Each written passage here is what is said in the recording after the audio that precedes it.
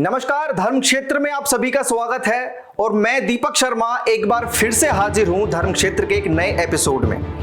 आज धर्म क्षेत्र में मैं आपको चोल साम्राज्य के बारे में बताऊंगा।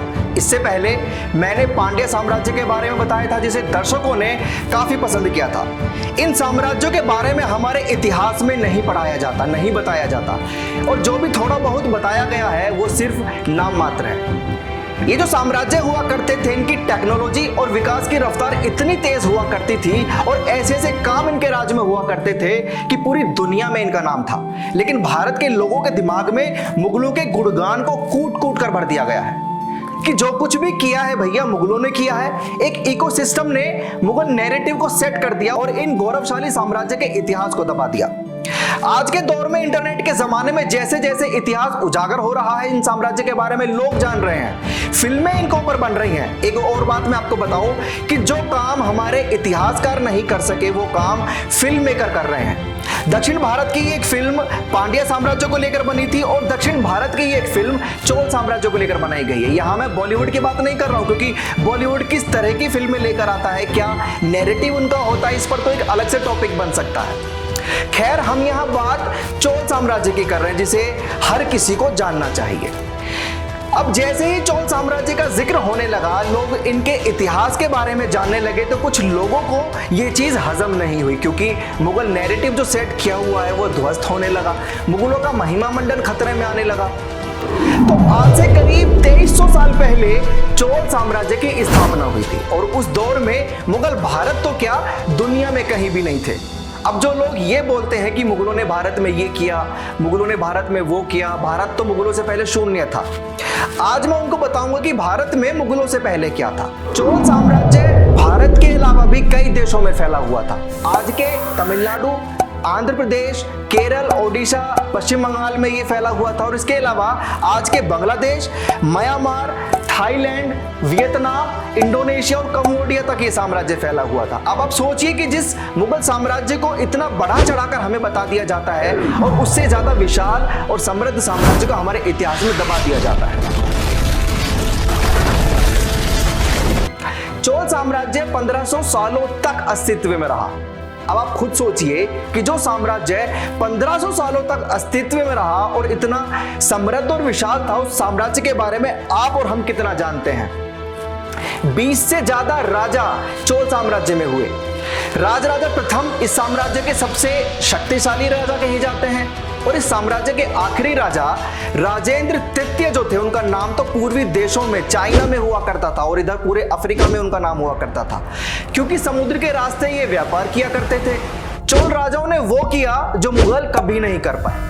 चोल राजाओं ने समुद्र को जीता, समुद्र के जरिए ही उन्होंने बांग्लादेश, म्यांमार, कंबोडिया तक अपना साम्राज्य फैलाया। मतलब आप समझने की कोशिश अगर करें, उस दौर में इनके पास एक पावरफुल नौसेना भी हुआ करती थी, पूरा सी रूट इनके कब्जे में था। लेकिन भारतीय इतिहास में हिंदुओं ने कुछ भी नहीं किया, जो कुछ भी किया मुगलों ने किया और उसके बाद अंग्रेजों ने किया। अब मैं आपको चोल राजाओं के आर्किटेक्चर के बारे में बताता हूं, जिसकी चर्चा उस दौर में पूरी दुनिया में हुआ करती थी। आज भी वो आर्किटेक्चर और वो खूबसूरती पूरी दुनिया में कहीं और देखने को नहीं मिलती है। भारत की पहचान ताजमहल, जामा मस्जिद और कुतुब मीनार तक ही रह गई। भारत का बच्चा बच्चा ताजमहल के बारे में जानता है, वहां जाकर फोटो खिंचवा लेते हैं। अब मैं आपको चोल राजाओं ने जिन अद्भुत, भव्य और रहस्यमय मंदिरों को बनवाया वो मैं आपको बताता हूं। बृहदेश्वर मंदिर जो तमिलनाडु में स्थित है, यूनेस्को ने इसको वर्ल्ड हेरिटेज साइट में शामिल किया हुआ है। यूनेस्को यानी संयुक्त राष्ट्र शैक्षिक, वैज्ञानिक और सांस्कृतिक संगठन। बृहदेश्वर मंदिर जो है, इसको बनाने में करीब 7 साल का समय लगा। और एक बात, दिलचस्प बात मैं आपको बताऊं, क्योंकि पुराने स्ट्रक्चर जो हुआ करते थे वो चूना पत्थर और या किसी भी चिपकाने वाले पदार्थ का इस्तेमाल किया करते थे, लेकिन इस मंदिर को बनाने में किसी भी तरीके का सीमेंट, चूना या और किसी भी चिपकाने वाले पदार्थ का यूज नहीं किया गया है। इस मंदिर को पजल टेक्निक से बनाया गया है, मतलब ग्रेनाइट के जो पत्थर हैं उनको एक दूसरे के ऊपर रखकर एक दूसरे से जोड़कर इस मंदिर को बनाया गया है। सोचिए कितनी अच्छी टेक्नोलॉजी रही होगी उस वक्त, इतनी अद्भुत शिल्प कला इस मंदिर को बनाने में यूज की गई है। ये मंदिर 216 फीट ऊंचा है।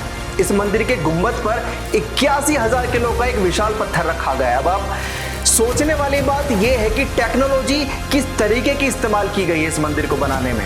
किसी भी तरीके का चिपकाने वाले पदार्थ का यूज नहीं किया, पजल टेक्निक से मंदिर को बनाया गया।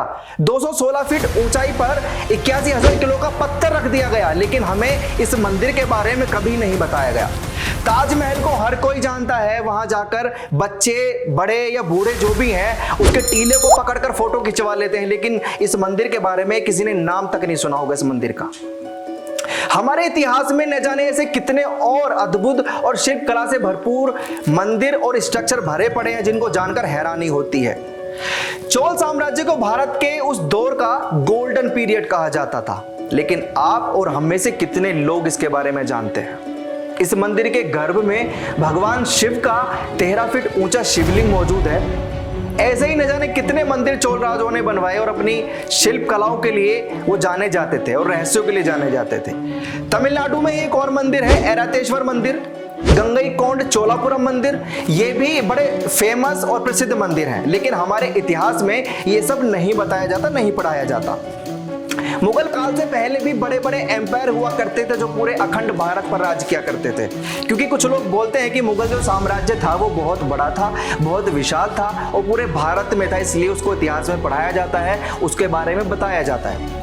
मैं उनको बताना चाहूंगा कि गुप्ता एम्पायर पढ़िए, मौर्य एम्पायर पढ़िए जो अफगानिस्तान, पाकिस्तान, भारत, म्यांमार, बांग्लादेश सब में फैला हुआ था और मुगल साम्राज्य से भी बड़ा था। मौर्य साम्राज्य तो इतना प्रभावशाली और ताकतवर था कि उस वक्त की जो दुनिया की जीडीपी हुआ करती थी 32% मौर्य एम्पायर के अंडर हुआ करती थी। कितना जानते हैं हम और आप इनके बारे में? नहीं जानते होंगे, नहीं पढ़ाया जाता इन इतिहास को हमें। आपको ये जानकारी कैसी लगी प्लीज अपनी राय जरूर दीजिए। मैं ऐसे ही जानकारी के साथ आता रहूंगा, आप जुड़े रहिए मेरे साथ और देखते रहिए एनटीवी निष्पक्ष अध्यात्म। नमस्कार।